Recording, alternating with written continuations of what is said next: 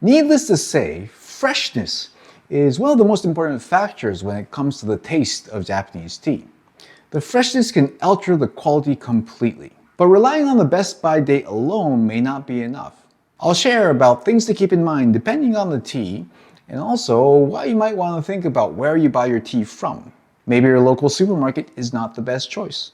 If you truly want to become better at Japanese tea, then you have to understand how best by dates work. So in this episode, I'll go over some of the key points when it comes to best by dates, and these are extremely important, extremely underrated.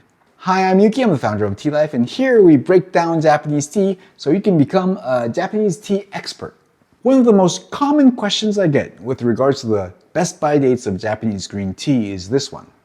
When does the clock start ticking in terms of the best by dates of Japanese green tea? Does it start when it's harvested? So when it's picked from the fields, is that when the best by date starts? The answer to this question is actually a no. The clock doesn't actually start when the tea leaves are being picked. It actually doesn't even start even after the tea farms actually do the initial tea processing to create the aracha, which is then circulated to the tea merchants and the tea manufacturers. Even at that point, the clock doesn't start ticking. Now, once the tea manufacturers and the tea merchants, they get the aracha and they blend the tea, they do the final processing of the tea, and sometimes they would store it after that.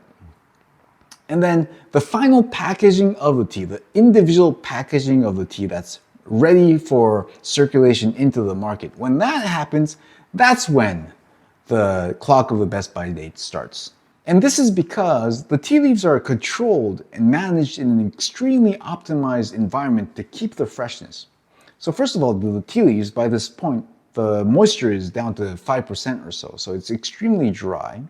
And at the same time, they would put that into airtight containers, so reduce the oxygen as much as possible.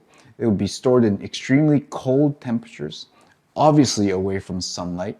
And because they're stored in bulk and they're not moved, minimal movements, it really minimizes the aging process from happening. Only when the tea is sealed in their individual retail packaging does the official best by date start. Now, here's probably the most important point. Even after the packaging, the tea can actually last significantly longer, perhaps longer than the best by date on the package, if it's stored in optimal conditions. There's studies that show that tea that are stored in minus 20 degrees Celsius or minus 4 degrees Fahrenheit, these last significantly longer than tea that are stored in. Now, many Japanese resources also recommend cool temperatures for storing their tea. Many of them recommend 5 degrees Celsius, or that's about 41 degrees Fahrenheit. So these conditions would be much optimal than room temperature or ambient conditions. However, once the tea is packaged and circulated in the market, then the manufacturer or producer, they have no control over the storing conditions of the tea. And the indication of the storing condition is only ambient for most of the tea, and therefore they have to set the best by date based on the storage in ambient conditions. So again, here's the key. It's not based on the optimal conditions, it's based on ambient conditions. And there's obviously a huge significant difference there. And this is why the shop you buy from really matters. It's such an underrated part about buying tea. And I think it's really important, especially if you're living outside of Japan where Japanese tea doesn't really move fast on the shelves. This becomes crucially important.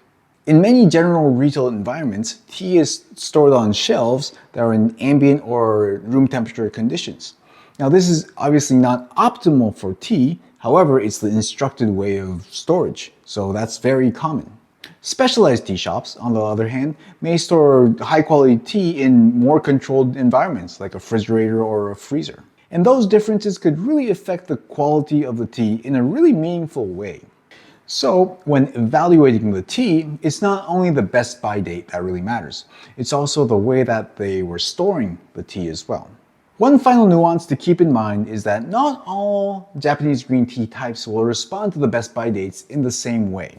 Most delicate teas, such as gyokuro or high-grade sencha, for example, these teas are more dependent or they rely more on the fresh green aromatics or the amino acid umami expression, and these notes, they tend to disappear faster. When those start to fade, the taste, the quality is noticeably different. So for those teas, the best by date is really indeed the best by date. Now, the most extreme example of this is actually matcha.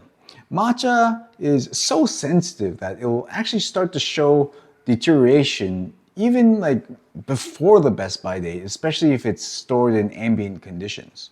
So going back to the supermarkets that might be storing their matcha in ambient conditions, that's extremely damaging for the tea powder. You want to be really careful when you buy matcha. But for more stable teas, such as bancha or hojicha or genmaicha, the situation is extremely different, almost the opposite.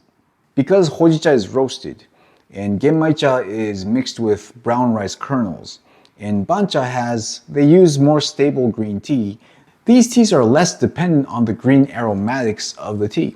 So even well after the printed best by date, you'll still be able to enjoy the quality of these teas without too much difference. In fact, very recently I just opened a hojicha that was about 2 years after the best by date had passed. And yet, it was perfectly fine. It was in fact very delicious. So if it's not stored in terrible conditions, then my recommendation would be to drink them rather than throw them away and waste them. Alright, so the key points for today were 1. The best by date starts not from harvesting but from the final packaging of the tea. 2 is that depending on how you store it, you can actually extend the shelf life of the tea. And then 3 is that depending on the tea type, it would respond to the best by dates in a different way. Thank you for watching. If you want to learn about Japanese tea in depth that no other channels will go into, then subscribe to this channel and also sign up for our free newsletter from the link below.